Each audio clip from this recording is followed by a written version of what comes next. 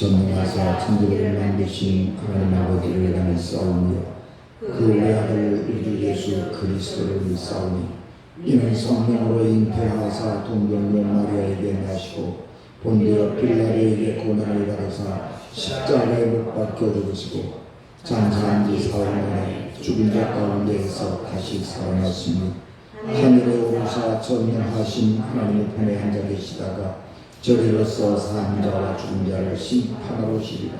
성령을 믿사오며 거룩한 공예와 성도와 서로 교통하는 것과 죄를 사하여 주시는 것과 몸이 다시 사는 것과 영원히 사는 것을 믿사옵나이다. 아멘.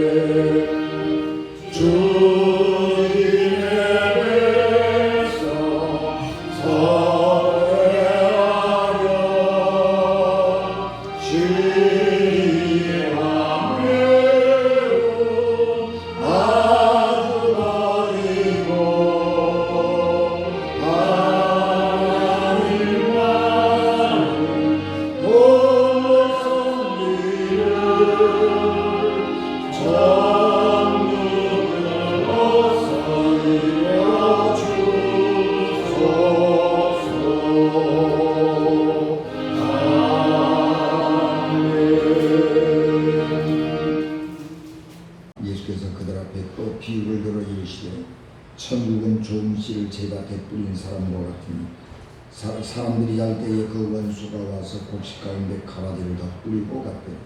싹이 나고 결실할 때에 가라지도 보이거늘 집주인의 종들이 와서 말하되 주여 밭에 좋은 씨를 뿌리지 아니하였나이까. 그런데 가라지가 어디서 생겼나이까. 주인이 이르되 원수가 이렇게 하였거나 종들이 말하되 그러면 우리가 가서 이것을 뽑기를 원하시나이까. 주인이 이르되 가만두라. 가라지를 뽑다가 곡식까지 뽑을까 염려하노라. 또 둘 다 추수 때까지 함께 자라게 두라. 추수 때에 내가 추수꾼들에게 말하기를 가라지는 먼저 거두어 불사르게 탄으로 붓고 곡식은 모아내 곡간에 넣으라 하리라. 아멘. 기도하겠습니다. 은혜가 충만하신 하나님, 이 부족한 종우의 성령을 충만하게 하시고 우리 가운데 성령께서 왕래하시며 우리들 하나님의 귀한 생명의 양식에 적게 하시고 생수의 강에 몸과 영혼을 적시게 하옵소서. 우리 주님 예수 그리스도 이름으로 기도하옵나이다. 아멘. 이 세상에 어려운 일이 많이 있지만 이 정의로운 세상을 만들기 위해서, 아름다운 삶을 만들기 위해서 이 선악을 분별하는 것이 필요한데, 이 선악을 분별한다고 하는 것은 세상에 가장 어려운 일 중에 하나입니다. 우리 주님께서 우리에게 기도를 가르쳐 주시면서 하늘의 뜻이, 하나님의 뜻이 하늘에서 이루어진 것처럼 땅에서도 이루어지기를 원합니다. 그렇게 기도하라고 그랬잖아요. 그런데 이 하나님의 뜻이 하늘에서 이루어진 것 같이 땅에서도 이루어진다 라고 할 때에 그 하나님의 뜻이 땅에서 이루어지고 이 땅이 하나님의 나라가 되려고 할 때 가장 필요하고 중요한 게 뭐냐 그러면 정의예요. 올바름. 그것이 이 땅에서 사라지면 나머지가 아무리 풍성하게 넘쳐도 그 땅은 하나님의 땅이 될 수가 없는 거죠. 그렇기 때문에 하나님의 나라를 이 땅에 실현하기 위해서 가장 필요한 것은 선악을 분별하는 것입니다. 그런데 아까 말씀드린 것처럼 선악을 분별하는 일은 굉장히 어렵습니다. 성경은 우리에게 성령은 절대 선이고 사탄은 절대 아니다. 우리에게 그렇게 가르쳐 주고 있습니다. 그런데 어떤 것이 선이고 어떤 것이 악이다라고 하는 것을 우리에게 명확하게 규정해 주지 않습니다. 그래서 우리는 어떤 게 선이냐, 믿음을 따르는 게 선이다 그러는 거예요. 그런데 그 믿음이라고 하는 것 속에는 너무너무 많은 것들이 포함되어 있기 때문에 믿음을 따르는 게 뭐야? 우리가 그렇게 생각할 수밖에 없고, 믿음을 따른다라고 하는 것처럼 또는 성령을 따른다라고 하는 것처럼 애매모호한 게 없는 거예요. 굉장히 어려운 거예요. 어떤 게 성령을 따르고 어떻게 하는 것이 믿음을 따라 사는 것인지 어렵다 그런 것입니다. 그래서 이 세상이라고 하는 것은 이 성령과 악령 사이, 절대선과 절대악 사이에 어디에선가 선과 악이 존재하는 거예요. 그래서 절대선도 우리 현실에는 없고 절대악도 우리 현실에서는 존재하지 않습니다. 구약성경을 읽어보면 참선지자가 있고 거짓선지자가 있잖아요. 그래서 우리는 누가 참선지자이고 누가 거짓선지자인지 알아요. 그런데 성경은 참선지자와 거짓선지자가 어떤 기준을 가지고 보면 분간이 된다, 그런 기준을 말하지 않아요. 그래서 그 당시에 살아가던 사람들은 참선지자와 거짓선지자를 구별할 수 없었습니다. 구별하는 일에 실패했습니다. 왜냐하면 자기의 이익을 따라서 자기에게 이익이 되면 이 선지자가 참선지자야 그렇게 이야기를 했죠. 그래서 우리가 아는 것처럼 예레미야가 참선지자인데 그때 당시 사람들은 예레미야를 거짓선지자라고 정의하고 예레미야의 예언을 멸시하고 내가 너 돌아오지 말고 죽여버린다 그러고 감옥에다가 넣기도 하고 그렇게 참선지자를 부각하는 거죠. 오늘 우리도 마찬가지입니다. 참선지자와 거짓선지자를 구별하지 못했던 구약시대의 사람들처럼 오늘 우리 시대에도 누가 참 목회자이냐, 누가 거짓 목자냐, 누가 참 제자이냐, 누가 거짓 제자이냐, 그런 것들을 분간하는 것은 어렵습니다. 하나님께서 아담과 하와에게 선악을 알게 하는 나무의 열매를 먹지 말라 그렇게 말씀하셨는데 왜 선악을 분별하는 게 나쁜 일이지? 우리가 그렇게 생각하잖아요. 선악을 분별해야 우리가 뭘 알 수 있잖아요. 그런데 하나님은 선악을 분별하지 말라고 그러는 거예요. 그 이유가 어디에 있느냐? 그러면 인간은 선악을 기준할 때 자기 중심으로 선악을 기준하는 거예요. 그래서 내게 이익이 되면 선이고 내게 손해가 되면 악인 거예요. 그래서 어떤 사람은 내게는 굉장한 악인인데 다른 사람에게는 엄청난 선인이 되는 거예요. 어떤 사람은 내게는 굉장한 악인인데 어떤 사람에게는 굉장한 은인이 되는 거예요. 그래서 사람마다 입장이 달라지고 나면 사람을 평가하는 것도 달라지고 선과 악에 대한 평가 기준도 달라지기 때문에 세상이 엉망진창이 되는 거예요. 그래서 지금 우리가 이 다원 사회라고 그러잖아요. 다원 사회가 돼가지고 서로 선과 선이 충돌하는 거예요. 여러분 세상은요 선과 악이 충돌하는 게 아니고 선과 선이 충돌하는 거예요. 그래서 어려운 거예요. 노조가 막 투쟁을 하잖아요. 노조는 회사를 망가뜨려 버리려고 노조 투쟁을 하겠어요? 아니요. 노조도 회사가 잘 살아야 되는 거 알아요. 그런데 회사도 잘 살고 나도 잘 사는 길이 이 길이라는 거예요. 기업 경영자 입장에서는 회사를 살리고 노동자도 살리는 길이 이 길이라는 거예요. 그래서 그게 선이에요. 자기에게는 그게 다 선이에요. 근데 선과 선이 싸우는 거예요. 그래서 어려운 거예요. 그래서 이 세상은 혼란이 오게 되는 거죠. 그래서 하나님께서는 진리의 기준은 하나여야 된다. 그렇게 말씀하시지만 사람들은 죄인이어서 그 하나님의 말씀을 신뢰를 안 한다. 그래서 어렵습니다. 사람들은 불의를 접하게 될 때에 두 가지 생각을 하는데, 하나는 양비론이 너도 틀렸고 너도 틀렸고 다 썩었어. 세상은 다 썩은 거야. 그렇게 하고 저 썩은 판에 내가 들어가서 뭐하냐? 그리고 자기는 멀찌감치 떨어져 있는 거예요. 그래서 자기만 빼놓고 세상은 다 나쁜 놈들이요. 자기만 빠지는 거예요. 자기만. 그 양비론이라고 하는 건 그래요. 그래서 나만 의인이고 너희 둘 다 틀렸어. 그런 거예요. 또 하나 생각은 흑백론이에요. 이게 너만 틀리고 너는 틀렸고 나는 맞다. 그런 거죠. 이게 흑백론이라고. 그래서 너는 이 세상에 존재하면 안 돼. 그래서 내가 널 죽여버리고 말 거야. 그리고 죽기 살기로 덤벼드는 것이 흑백론이다. 근데 이제 우리가 정말 어려운 것은 예수께서 말씀하시기를 비판을 받지 아니하면 비판하지 말라. 너희가 비판하는 그 비판으로 너희가 비판을 받을 것이요, 너희가 헤아리는 그 헤아림으로 헤아림을 받을 것이니라. 예수님 그렇게 말씀하시니까 우리 그리스도인들은 야, 어떡하는 거야? 네, 그런 애매모호함이 우리 가운데 있는 거죠.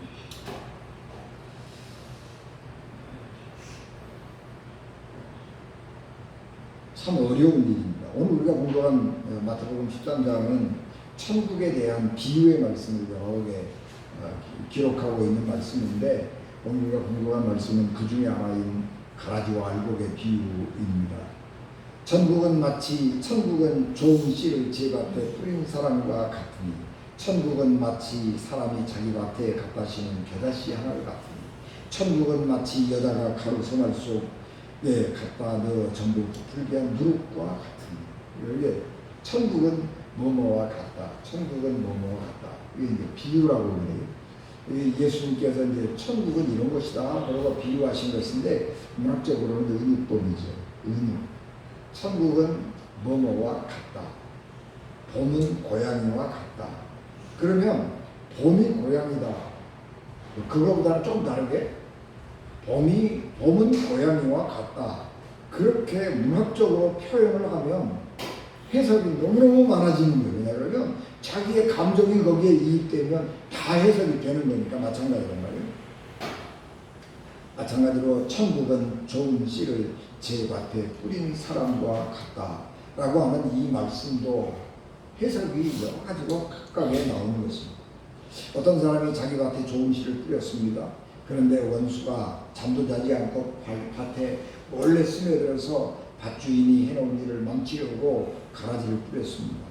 가라지와 곡식은 비슷해서 아무도 곡식 가운데 가라지가 자라는 것을 알아차리지 못했습니다. 그런데 열매가 맺히기 시작을 할 때 종들이 나가보니까 알곡들 사이에서 가라지가 함께 열매를 맺기 시작합니다. 그래서 깜짝 놀란 종들이 주인에게 가서 주인님 아니 우리가 좋은 씨를 뿌리지 않았습니까? 그런데 가라지가 많이 생겼습니다. 이 가라지를 어떻게 할까요? 뽑아버릴까요? 그렇게 주인에게 보고를 했더니 주인이 아주 태연하고 평온하게 가라지를 뿌린 그것은 원수가 그렇게 한 것이구나, 그렇게 짐작을 하면서 종들에게 가만둬라. 가라지를 뽑다가 알곡도 상하면 안 된다. 가라지가 열매를 맺으면 가라지 열매만 제해버리고 곡식은 나중에 타작해서 알곡 창고에 넣으면 된다. 그렇게 말씀을 하십니다.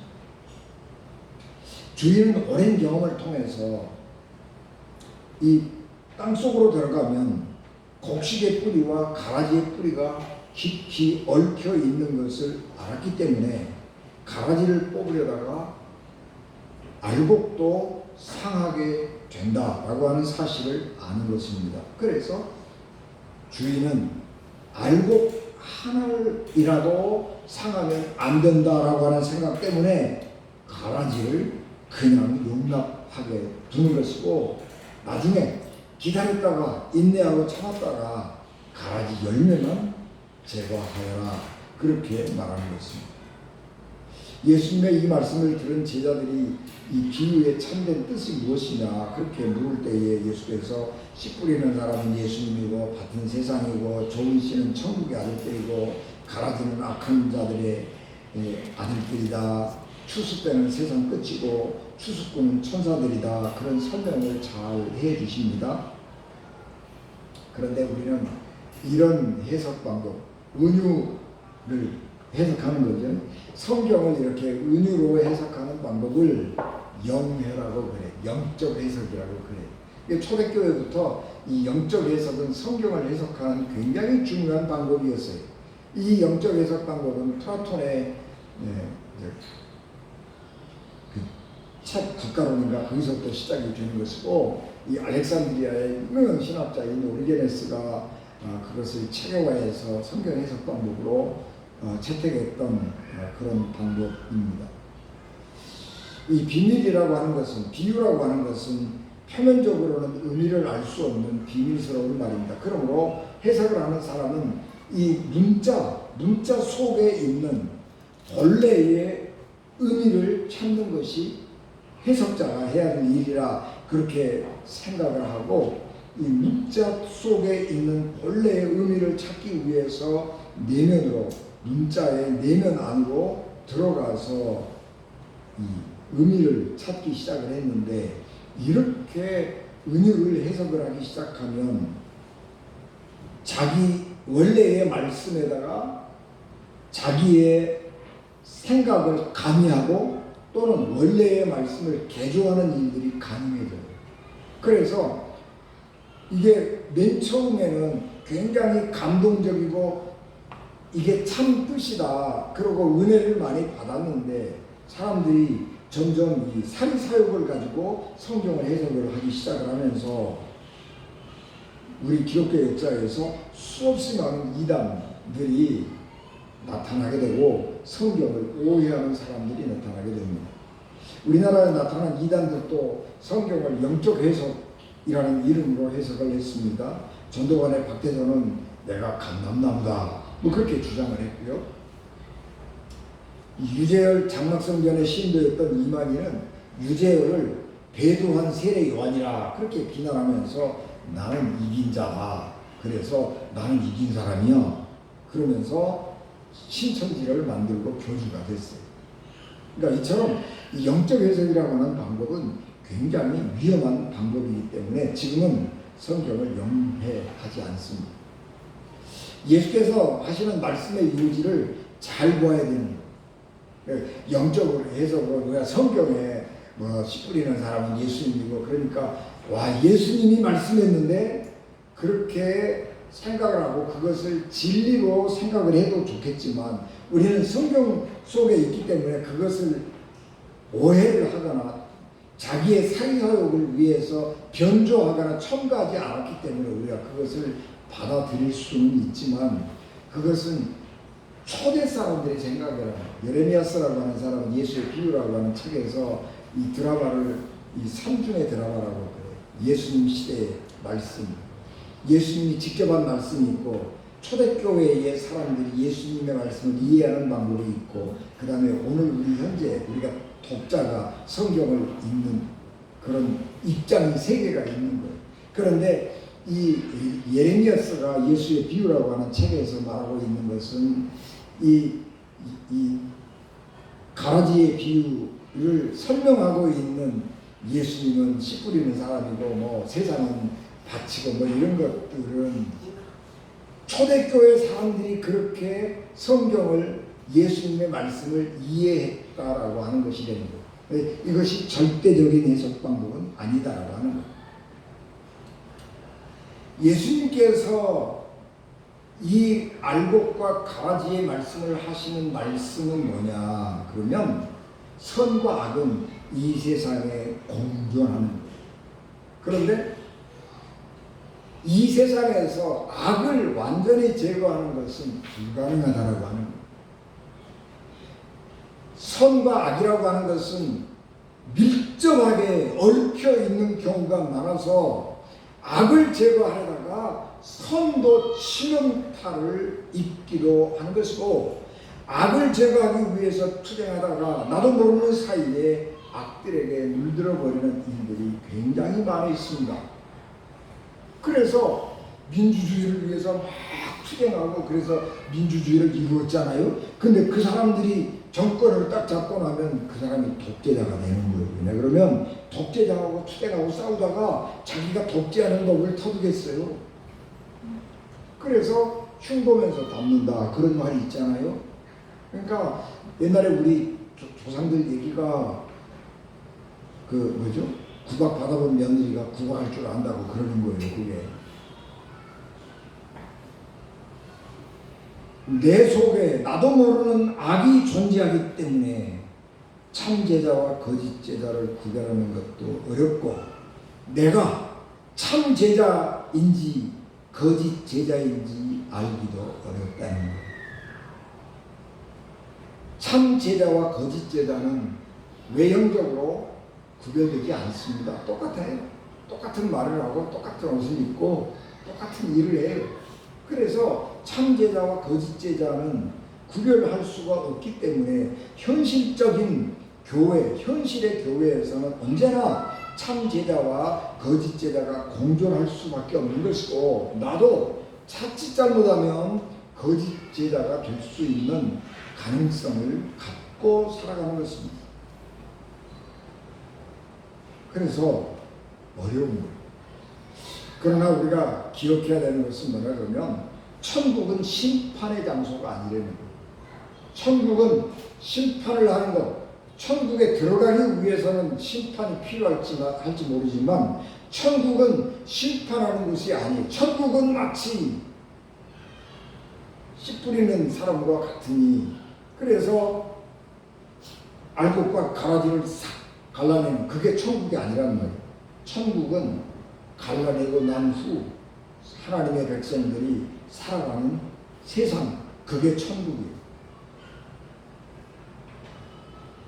우리는 거짓과 거짓 제자들이 많은 교회 안에서 하나님을 섬기는 삶을 살아야 하는 거예요. 천국은 하나님의 백성들이 가서 삶을 사는 곳이에요. 지금 기억 잘해야 됩니다. 심판하는 곳이 아니고 천국은 하나님의 사람들이 사는 곳이에요. 우리 교회, 현실적인 교회는 죄인과 의인들이 섞여서 살아가는 곳이에요. 그래서 이 안에는 거짓 제자도 있고 참 제자도 있고 그렇게 살아가는데, 이 교회 안에서 참 제자와 거짓 제자가 분별하는 것도 어렵다고. 그래서 우리는 현실에서 그렇게 살아갈 수밖에 없는 존재인 것입니다.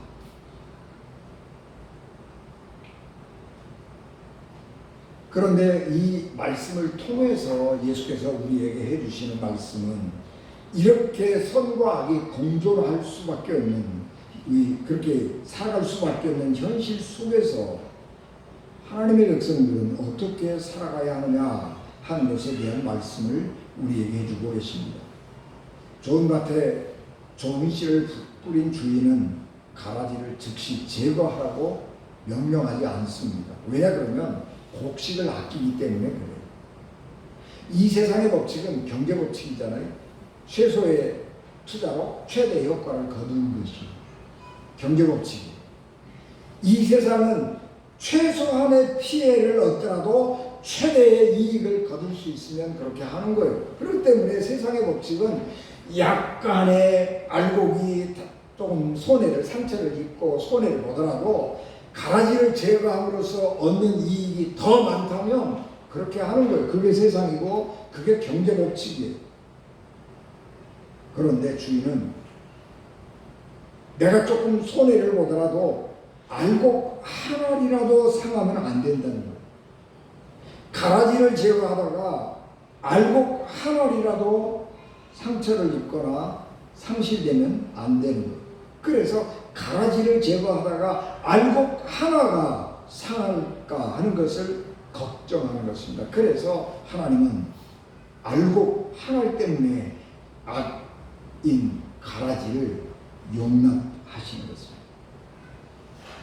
그러나 하나님은 추수 때까지 악을 방치하는 것이 아니라 곡식을 돌보고 양육하는 거예요. 여러분, 우리가 강조점 어디인가 봐야 돼요. 악을 방치하고 그냥 내버려 두는, 자기 번성하고 악이 번성하도록 내버려 두는 것이 아니라 하나님은 알곡을 보호하시는 거예요.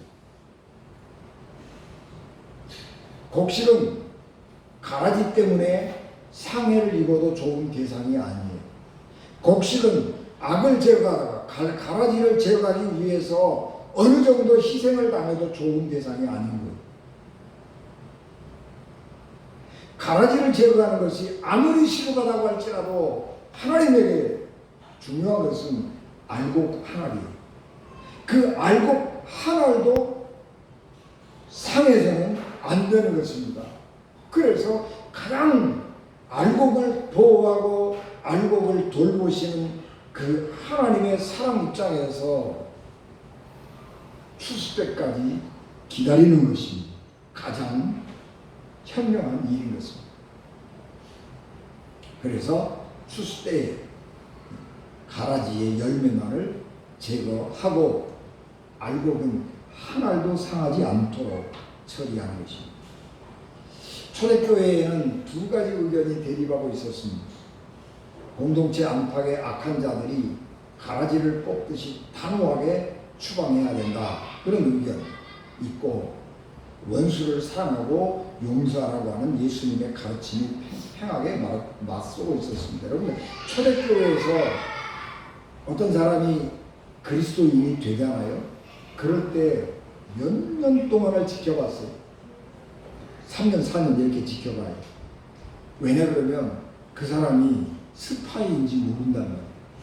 그래서 교회를 이렇게 침투해서 들어와서 성도들을 다 파악을 해가지고 박해할 때 한몫에 일망타진하는 거예요. 그러니까 누군가가 교회 안으로 들어오면 의심의 눈을 가지고 쳐다보면 저 사람이 진짜야, 위장 잠입한 거야, 그렇게 보면서 의심스러운 사람들이 교회 안에 있지. 그래서 저 사람은 어떡하지? 그런 고민과 갈등이 교회 안에서 생겨나게 되는 것입니다. 그래서 의심스러운 사람 추방해야 된다. 아니야, 저 사람이 언젠가 변해서 하나님의 사람으로 변할지도 몰라. 그리고 우리가 인내해야 된다. 그런 의견들이 충돌하는 거예요.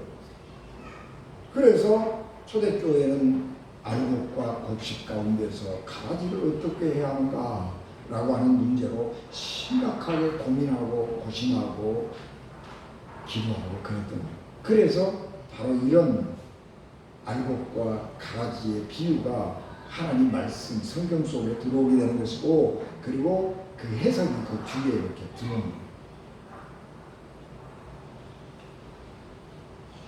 이 세상에는 어려운 일이 많고 결정하기 힘든 상황이 직면하게 될 때가 많습니다. 그럴 때 우리는 당황하고 하나님의 뜻이 어디에 있는가 기도하고, 어떻게 우리가 처신하고 행동하는 것이 그리스도인다운 것인가 하는 것에 대한 깊은 고민을 하게 됩니다. 그럴 때에 우리는 하나님께서 가만두어라, 알곡이 상해서는 안 된다라고 말씀하시는 주인처럼 하나님의 거룩한 백성들을 사랑하고 돌보시고 보호하시는 하나님의 마음을 살펴야 하는 것입니다.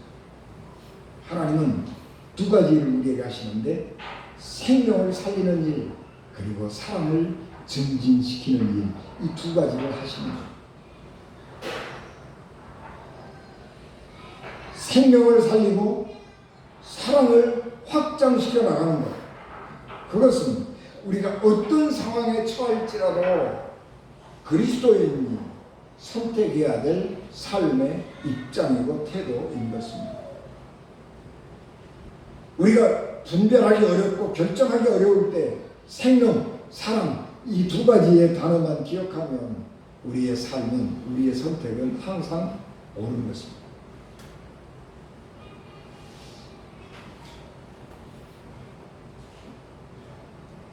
생명과 사랑을 선택한다고 해서 반드시 좋은 결과를 가져오는 것은 아니에요.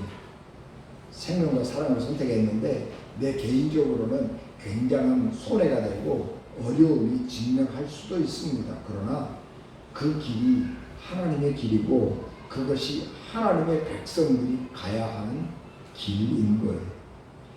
의를 행하다가 핍박을 받는다? 그것은 피할 대상이 아니라 기뻐하고 즐거워해야 하는 것이고, 내가 하나님의 아들로 하나님의 자녀로 인정받는다라고 하는 것을 기뻐하고 즐거워해야 될 일이다, 그렇게 생각해야 하는 것입니다. 예수 그리스도께서 그렇게 살다가 돌아가셨습니다. 여러분, 우리가 살다가 우리 가슴이 넓지 못하고 우리의 생각이 폭이 깊지 못해서 사랑하지 못할 때가 많이 있죠.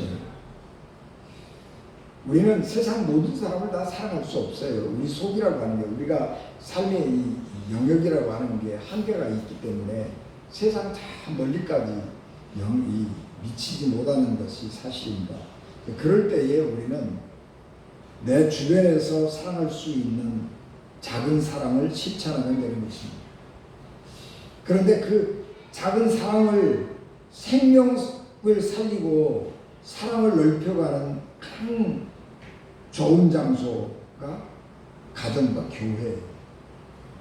가족을 사랑하고 교회 성도님들을 사랑하고 그 사랑을 조금씩 넓혀가면 그리스도인을 사랑하고 그렇게 사랑을 키워가다 보면 사랑의 범위가 넓어져서 기회가 있으면 큰 사랑도 할 수 있게 되는 것입니다.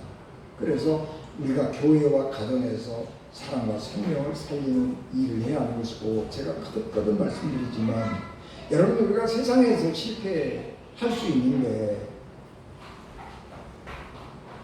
사랑에 실패하면 안 돼. 제가 어제 서점에 가서 책을 하나 샀거든요. 어떤 분이 자기가 평생 책을 읽으면서 아주 가슴에 남는 명구들을 이렇게 모아놓은 책이에요. 두꺼운 책인데, 그래서 서점에서 내가 이렇게 읽다가 슬쩍 이게 다 안 읽었습니다. 읽다가 내 눈에 쓱 들어오는 게 하나가 있었는데, 사람은 3등을 해도 괜찮다. 그런데 3두가 돼서는 안 된다. 사랑하는 일 실패하면 3류 되는 거예요. 세상에 돈이 아무리 많으면, 아무리 명예가 높으면 뭐해, 3류 되면 안 되는 거예요. 3등할 수는 있어요. 여러분, 우리가 중요한 것은 사랑은, 우리가 성공하지 못해도 괜찮고 우리가 무슨 더 높은 지위에 올라가지 않아도 괜찮아요. 그러나 사랑하는 일, 생명을 살리는 일에 실패하면 안 된다는 거예요. 농부가 알곡이 상할까봐 가라지를 그냥 두는 것처럼 하나님께서 하나님의 백성의 생명을 소중하게 여기고 사랑하셔서 악을 그냥 두시고 하나님의 아들, 자기 아들을 십자가에 죽게 하셔서 죄인들을 살리시는 것이고 하나님의 사랑을 우리에게 증거하는 것입니다. 이런 하나님의 사랑을 본받는 그리스도인 되시기를 주 예수 그리스도 이름으로 축복합니다. 기도하겠습니다. 은혜가 충만하신 내 아버지 하나님, 시간 저희들을 위해 하나님의 놀라우신 은혜와 능력을 충만하게 하시고 예수 그리스도의 마음을 본받게 하시고 하나님의 마음을 본받는 자 되게 도와주시기를 원합니다. 하나님의 뜻이 내 뜻 되게 하시고 하나님의 마음이 내 마음 되도록 하나님, 나를 하나님의 거룩한 사랑으로 빚으시고 창조하옵소서. 우리 주님 예수 그리스도 이름으로 기도하옵나이다. 주의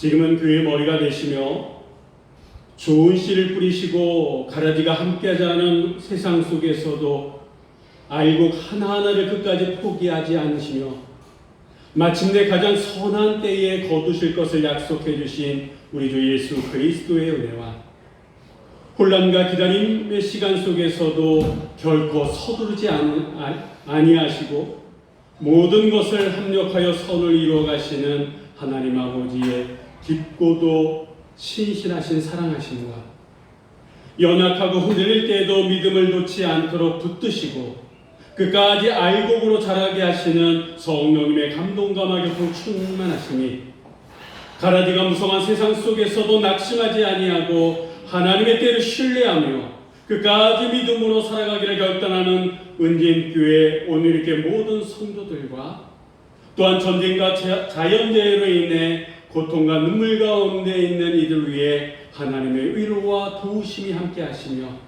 이 땅의 모든 교회 위에 진리와 사랑이 더욱 굳게 서게 하시고 이 나라의 민족 위에 궁율과 은혜를 더하여 주시며 오늘 예배에 참석하지 못한 성도들까지도 동일한 은혜로 찾아가 주셔서 어디에 있든지 주의 품 안에 거하게 하실 것을 구하오며 지금부터 영원토록 함께 하시길 간절히 축원하옵나이다.